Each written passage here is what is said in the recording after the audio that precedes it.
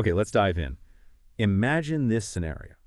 You've got a really powerful political figure, right? And they're tangled up in this huge legal fight with a massive media company. What actually happens when forces like that collide? Especially when something as fundamental as, editorial independence seems to be caught right in the middle. So this deep dive is all about the recent, let's call it turmoil at CBS News and its parent company, Paramount. And it really centers on this extraordinary high-stakes lawsuit brought by former President Trump against 60 Minutes. Yeah. We're going to explore how the actions of, a president can directly ripple through major media organizations, maybe even force them into making concessions that, frankly, might have seemed completely impossible just a few years back. And this whole thing just raises some really critical questions about where journalistic freedom is heading.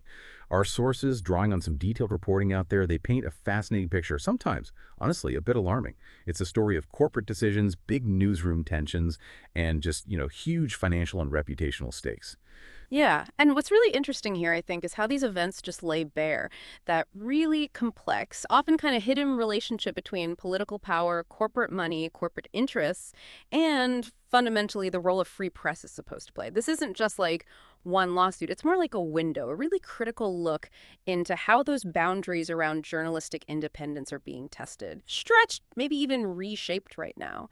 So our mission today really is to try and break down the key events, understand the motivations, or at least the reported motivations of the main players inside the company in politics, and then connect that to the bigger picture. What could this actually mean for editorial independence across the board? We'll look at the specific things that happened, the reactions inside CBS, and just how unprecedented some of this seems. We want to help you, the listener, sort of see the threads connecting all these complex pieces. It's quite a story, and maybe a concerning one. Okay, so the story really kicks off with, a number that just makes you blink. A $20 billion lawsuit filed by President Trump against Paramount, which, as we said, owns CBS. And this wasn't just a general complaint. It was aimed squarely at a 60 Minutes interview, specifically one with his Democratic opponent at the time, Kamala Harris, that aired during the campaign. The core claim from Trump was that the interview was deceptively edited, manipulated, he argued, specifically to interfere with the election. And he got pretty specific in the lawsuit. He pointed out that Mrs. Harris gave this long answer, right, about Benjamin Netanyahu. And about 21 seconds of that answer aired in a preview on Face the Nation, another CBS show. But then a different, much shorter, 7-second piece of that same answer aired the next day on the main 60 Minutes broadcast. So the president's lawyers argued this was, quote, news distortion. Designed, they said, to help the Democrats and hurt him. Right, but here's the part that makes this whole thing so, perplexing and maybe revealing. From the very beginning, lots of outside legal experts looked at this and thought, this is pretty weak, maybe even frivolous. The consensus seemed to be that CBS would probably win if it went to court. Why? Well, because the First Amendment gives publishers really broad protection, right, about how they present information. As long as they don't report something factually wrong, and nobody was claiming that here they have huge leeway in editing. It's editorial judgment. So the big question is, if the lawsuit looked so shaky legally, why was there such intense immediate pressure on Paramount and CBS to settle it? And what happened inside the company almost right away? That's exactly the question. And it leads straight to the, frankly, astonishing shakeup at the top of CBS News. If the suit was legally questionable, as you said, why did it cause such immediate high-level disruption? The impact hit the presidency of CBS News almost instantly. Wendy McMahon, who was president of CBS News and Stations, was suddenly out. She told her staff in a memo pretty directly that it's become clear the company and I do not agree on the path forward. Right. Now, okay, it's true. Paramount executives had apparently voiced some concerns before, things like ratings for the CBS Evening News, handling an incident with Tony Dokoupil on CBS Mornings. But there was this other really significant factor simmering, wasn't there? Yeah, the critical piece seems to be that her critics inside the company also felt that 60 Minutes reporting under her watch had started to be seen as too politically biased. And that perception, they worried, was exposing Paramount to criticism and, importantly, to legal risk. And, Mr. Trump was definitely paying attention to how CBS was being perceived. That was clear. Then, right around that same time, Bill Owens, the longtime, very well-respected executive producer of 60 Minutes, he also resigned. And he reportedly told colleagues that Paramount executives who knew about the settlement talks happening with Trump had directly pressured him about the show's coverage of the Trump administration. So this isn't just like background noise. It suggests a direct line very early on between the lawsuit, the settlement talks, and pressure on editorial decisions at the very top. The deep dive takeaway here is pretty stark, I think. This immediate, almost synchronized leadership change tied so closely to external political and legal pressure, it sets a really alarming precedent. It suggests that legal threats, even flimsy ones, can become this instant tool for corporate and editorial restructuring. It really challenges that traditional wall between the newsroom and the corporate suite. Okay, so if that's the pressure cooker at the executive level, what did that mean down on the ground? For the journalists, the producers, the people actually making the news, well, the sources we're looking at, they describe this real sense of unease, a climate of maybe fear and direct interference. CBS executives apparently started putting in what they called additional layers of oversight on 60 Minutes in recent months. Now, that sounds bureaucratic, but it was apparently a huge shift from how things used to work. Bill Owens, the producer who left, he reportedly told his staff, quite emotionally, that for years, in a million years, the corporation didn't know what was coming up. They just trusted 60 Minutes to do its job. And he warned them, sort of ominously, that changing that setup, that was creating a really slippery slope. And that shift in oversight, that's really key, isn't it? It sounds like a move away from that traditional idea of editorial autonomy, where the journalists decide towards something more centralized, more cautious, maybe more influenced by outside worries. It sounds like it wasn't really about, making the journalism better or fact-checking more rigorously. It seems pretty clearly driven by wanting to avoid more legal trouble, maybe trying to appease Trump, and definitely protecting those big corporate interests. The danger there for journalism is that chilling effect, right? Where people start self-censoring or just being super cautious, not because the story isn't true, but because they're worried about another lawsuit. Suddenly, journalists aren't just thinking about the story, they're thinking about the legal and corporate fallout. That feels like a dangerous shift. And if you look for concrete examples of how this pressure actually played out, you start to see them, how it could affect what stories get told or how they get told. There was this one instance, a real flashpoint apparently, around the planned 60 Minutes season finale back on May 18th. The plan was to air a segment by Anderson Cooper looking into mass firings at the IRS under the Trump administration. But here's the kicker. George Cheeks, he's the CEO of CBS and also co-CEO of Paramount, he apparently considered running some other totally unrelated primetime special at the same time, which would have effectively bumped the 60 Minutes finale and that IRS story off the schedule. Now, leaders in the news division were understandably not happy about that idea, and in the end, the special didn't run. And reportedly, Cheeks didn't directly tell 60 Minutes to change the IRS piece, but the producers themselves ultimately decided to pull the IRS story anyway. They cited journalistic reasons. They said they'd gotten new information from the IRS that needed more reporting, and they'd maybe air it later. So this whole sequence, it just raises this really uncomfortable question, doesn't it? Were those journalistic reasons purely editorial? Just about the facts? Or were they maybe subtly influenced by that intense corporate pressure, the shadow of the lawsuit, a desire to just avoid another fight? The deep dive takeaway here, I think, is even if a story isn't outright killed, this kind of pressure can lead to what you might call a soft kill, where a tough story gets delayed or sidelined, maybe framed as just being extra careful. Right. And it wasn't just internal stuff or the original lawsuit hanging over them. There was another incident that really shows how tense things got. On May 4th, 60 Minutes aired a piece that included quotes from some prominent lawyers. And these lawyers were criticizing the president specifically over what they called unlawful executive orders aimed at certain law firms. The reaction from Trump's legal team was immediate and very telling. They apparently saw these quotes, the whole segment really, as CBS trying to get leverage in those settlement talks that were going on. So what did they do? They hit back hard. They threatened a new lawsuit for defamation against both Paramount and CBS. That instant aggressive legal threat just shows how incredibly sensitive everything was. Any coverage perceived as critical could immediately trigger more legal attacks, just cranking up the pressure even more. It's like walking on eggshells, legally. And it wasn't just the lawyers. President Trump himself was constantly criticizing 60 Minutes publicly, very aggressively, using his platform, For instance, he pointedly refused to be interviewed by them during the last campaign. That sends a message. He kept calling their reporting fraudulent, even recently. But maybe even more potent was when he publicly called on government regulators, the FCC, the Federal Communications Commission, the agency that licenses broadcasters, to actually strip CBS of its broadcast license. He posted online something like, CBS is out of control, they should pay a big price for this. Now, okay, The FCC actually pulling a license like that is extremely rare. It usually involves really serious, repeated violations. But the threat itself, especially coming from a president or former president, that carries enormous weight. It forces a company like Paramount to think about potential regulatory problems way beyond just a libel suit. It just adds another huge layer of pressure. It really looks like a strategy using multiple angles: direct lawsuits, public attacks, and even threats of regulatory action. Kind of a full-court press to intimidate. So after all this back and forth, these weeks of intense negotiation, Paramount did something truly, well, extraordinary. They agreed to pay President Trump $16 million to settle that lawsuit. I mean, that just feels like a massive concession, right? From a major media company to a powerful political figure. Especially when, as we said, so many experts thought the lawsuit itself was weak. And the money wasn't just a blank check. It covered Trump's legal fees and costs, and whatever was left over was specifically designated for his future presidential library. And here's something really striking about that number: $16 million.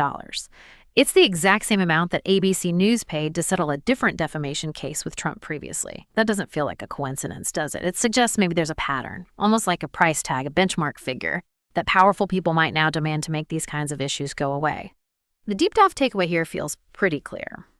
Are we seeing the start of something like an influence tax on media? A cost that powerful figures can impose, regardless of legal merit, just to shape coverage or stop critical reporting. I think that's a really sharp way to put it. And beyond the money itself, which is obviously significant, we have to ask, what else was in that settlement? What were the non-monetary terms? Because those can have huge implications too. Well, Paramount also agreed to release written transcripts of all future 60 Minutes interviews with presidential candidates. Now, the company stressed publicly that the settlement didn't include an apology, but this specific demand for transcripts, that's a direct intervention into the journalistic process. This goes way beyond just paying damages or avoiding court costs. This is about directly influencing how a major network does its job. It forces a change in their standard procedure for really high-profile political interviews, and you have to wonder, does that set a precedent? Could other powerful figures now demand similar concessions under threat of legal action? And inside CBS News, the reaction to the settlement, or even the prospect of it, was apparently devastating. Sources described it as a low moment in the network's long history. I mean, this is CBS. You think of Cronkite, Murrow, that legacy of journalistic integrity, of standing up to power. Murrow's takedown of McCarthy is legendary, right? 60 Minutes itself basically invented investigative reporting on TV, and it's been the most watched news program for, 50 years straight. That's an incredible record. So against that backdrop, this settlement felt particularly painful for many inside, like a betrayal of that legacy. Scott Pelley, who's a longtime 60 Minutes correspondent, even said publicly he thought any settlement would be very damaging to CBS, to Paramount, to the reputation of those companies. That really captures the deep concern in the newsroom about the long-term credibility, the perception of independence for 60 Minutes and CBS News. It wasn't just about the $16 million. It was about potentially compromising a reputation built over decades. Okay, so now let's try and unpack the why behind Paramount's decision, because it seems like it goes way beyond just the legal merits of Trump's lawsuit. And the sources we're looking at, they point very strongly to one critical factor: the influence of Shari Redstone. She's the controlling shareholder of Paramount, a very powerful figure. She apparently told her board directly that she was in favor of exploring a settlement with Trump. And a key reason, maybe the key reason, seemed to be that massive, pending multi-billion-dollar sale of Paramount to Skydance, the Hollywood studio. This deal was huge for Paramount's future, and it needed the approval of the Trump administration to go through. So executives inside the company clearly saw Trump's lawsuit not just as a nuisance, but as a potential hurdle, a real roadblock that could actually jeopardize or even kill this giant corporate deal. This directly links Trump's legal action again, regardless of how strong it was legally, to this massive business deal. It really suggests the lawsuit became a powerful lever, didn't it? A tool that could force a settlement, even for a potentially baseless claim, because the corporate stakes were just so incredibly high. The implication is kind of chilling. The lawsuit, weak or not, was wielded like a weapon in a much bigger corporate game. And Redstone even had to recuse herself from the board discussions about the Trump settlement because her personal financial stake in the Skydance deal was so much larger than other shareholders. That highlights a serious potential conflict of interest right at the heart of the decision-making. Right. And connecting that to the wider context, it seems it wasn't only the Skydance merger driving Redstone's thinking, although that was clearly huge. She also apparently told people close to her that she had broader concerns about the editorial judgment at CBS News anyway. She admitted being troubled by some of the network's coverage and had apparently raised those concerns before, both publicly and with corporate leadership. So that adds another really important layer, doesn't it? It wasn't just the external pressure from the lawsuit meeting resistance. It seems like that pressure landed on ground that was already maybe a bit fertile for wanting change. You had external political pressure combining with some pre-existing internal doubts about the journalism itself. That's a potent mix pushing towards settlement. And there were other factors too. Redstone reportedly just wanted to avoid a long, drawn-out, incredibly expensive legal fight with the president. She apparently worried it could cost hundreds of millions just in legal fees, and maybe even harm other parts of Paramount that do business with the government. A protracted war would be a massive drain. And, on a more personal level, her recent diagnosis with thyroid cancer and her ongoing treatment might also have played a role. Maybe a desire to resolve these huge, stressful legal battles and focus on her health and the company's future. So you have this whole constellation of things: huge corporate strategy, personal health concerns, pre-existing editorial worries, fear of massive legal costs, all pushing towards settling, even if the original lawsuit wasn't legally sound. The deep dive takeaway here is that when a media company faces a politically charged lawsuit, it's not just a legal problem. It becomes this multi-front battle involving corporate deals, finances, regulations, even personal issues, all potentially squeezing editorial independence. So when you put all that together, the merger, the personal concerns, the cost avoidance, what does this whole situation say about corporate governance, about ethics inside a huge media company like Paramount? Well, the idea that this settlement could be seen as a bribe, that really worried Paramount's directors deeply. And this wasn't just an internal anxiety, it blew up publicly. You had prominent senators like Elizabeth Warren and Bernie Sanders openly warning that paying Trump could look like a bribe. They even talked about holding congressional hearings. That puts the board in an incredibly tough spot, ethically and legally. The directors were caught in this really difficult bind, weren't they? They had to weigh the potential corporate benefits of settling, like paving the way for the Skydance deal, avoiding those huge legal fees against the very public, very damaging perception that they're basically greenlighting a payoff to secure an unrelated corporate merger. It just raises these really uncomfortable questions about corporate decision-making when it intersects so directly with political power and massive financial incentives. And then, adding even more pressure, you have the Freedom of the Press Foundation, a major First Amendment group, publicly saying they plan to sue Redstone and the board on behalf of shareholders if a settlement happened. They even hired a big-name lawyer, Abby Lowell. That threat of shareholder litigation just highlighted how serious the legal and ethical questions were. This wasn't just a PR problem. It was a potential legal nightmare for the board itself. Which brings us right to the big overarching question. What are the lasting implications here? For journalistic independence, not just at CBS, but maybe everywhere. Well, the sources certainly suggest that the leadership at CBS News felt they couldn't make genuinely independent decisions anymore. You see that in Bill Owens resigning, reportedly saying he felt he would not be allowed to make independent calls. And in Wendy McMahon's exit memo, saying the company and she didn't agree on the path forward. Now, CBS News insisted they didn't actually kill a story due to the pressure, but that increased scrutiny we talked about, especially on stories critical of the Trump administration, that strongly suggests a chilling effect. It's that subtle pressure that can lead to being overly cautious, maybe self-censoring, not because a story is wrong, but just to avoid more trouble. The deep dive takeaway is crucial. Editorial independence isn't just about stopping outright censorship. It's also about fighting off these quieter, but maybe more insidious corporate and financial pressures that can really undermine journalistic integrity. And what happened at CBS, it really highlights this newer, maybe more slippery kind of pressure on media. It's not the old school government censor stamping, no, it's more complex. It's where huge financial interests, corporate deals get tangled up with political lawsuits and public attacks. And all that pressure can indirectly, but very powerfully, start shaping newsroom behavior. It kind of shifts the battlefield, doesn't it? From the newsroom, where journalistic principles ideally rule, to the boardroom, where bottom lines, mergers, and PR often dominate. And that really challenges that traditional separation, that firewall between the business side and the news side. It risks making the pursuit of truth secondary to just keeping the business running smoothly and avoiding political fights. It's a shift from direct control to maybe financial coercion. So let's really think about that. If a lawsuit that many people thought was baseless can still result in a $16 million payout and demands for changes in how you do journalism, what does that mean for other news organizations? Especially the smaller ones, right? The local papers, the independent outlets, the ones that don't have the massive resources of a Paramount. This outcome, it sets a potentially really dangerous precedent. It can basically give a playbook to other powerful people, politicians, corporations, whoever, to use similar legal tactics to try and shape coverage.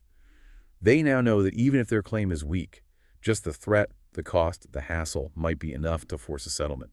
That financial pressure becomes a weapon, a way to silence or deter critical reporting, especially for those who can't afford a long fight. And this shift, away from obvious censorship towards this kind of financial and corporate arm twisting, it feels like a really significant threat to the whole idea of the press as a watchdog, doesn't it? It turns the legal system into less of a tool for justice and more of a tool for influence, where winning isn't the point. Just making it too expensive or too risky not to comply is the goal. And that agreement about releasing transcripts for presidential candidates? Okay, maybe some argue that's transparency, but it can also be seen as a direct intrusion into the journalistic process, forced under duress. Does that open the door for future demands, where news outlets have to negotiate away their standard practices just to avoid a lawsuit? It feels like it forces media into a position of having to potentially earn benefits for powerful figures just to be left alone, rather than maintaining their independence. Yeah, if we pull all these threads together, what we've examined here at CBS and Paramount, it really does feel like a snapshot, a microcosm of a much bigger challenge facing all media right now, which is how do you maintain that vital editorial independence when you're facing such intense combined political and corporate pressure? It really hammers home that press freedom isn't just about fighting blatant censorship, about stories being actively killed by the government. It's also about resisting those subtler but maybe just as damaging influences. The financial worries, the corporate strategies, the fear of political backlash, all those things that can quietly compromise journalistic integrity and shape the news before you, the audience, even get to see it. These forces often work behind the scenes, but their effect can be huge. So what does this all mean for you, the person listening to this, trying to stay informed? As you consume news, especially from the big players, maybe it's worth thinking about those unseen pressures. Could the corporate owner's other business interests be subtly influencing what gets covered? Or how? Is the constant threat of lawsuits or just relentless political attacks creating a climate where journalists are maybe pulling their punches, even subconsciously?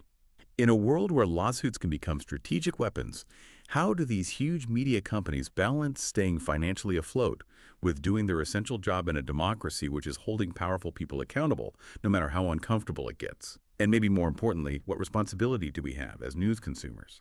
How do we support journalism that tries to stay truly independent, especially when the lines between profit, politics, and the press seem blurrier than ever? This deep dive into what happened at CBS and Paramount, it really gives us a critical lens, I think, to look at how media is changing and the serious challenges it faces right now.